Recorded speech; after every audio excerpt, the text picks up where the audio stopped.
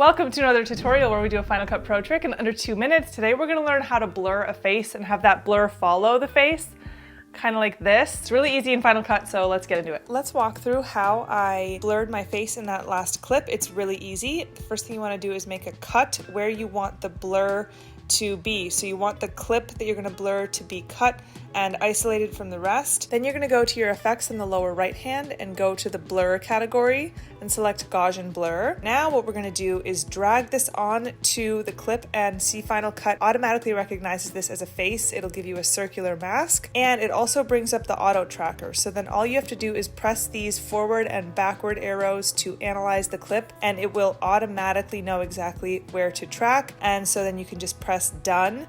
And then if we press play, you can see the clip automatically not only blurs my face, but tracks as my face moves back and forth. So you can also do this with objects. The Gaussian Blur can automatically track anything that you drag it over, as long as Final Cut can identify it as either a face or an object. See, I told you it was easy. If this video was helpful, give it a thumbs up. I make videos every 2 weeks on Final Cut Pro tricks. I have a huge playlist I'll list up below. I also make videos every 2 weeks on video editing, making it easier, more aesthetic, and just saving you time. So if you like that kind of content, subscribe, and I'll see you guys back here in 2 weeks. Bye.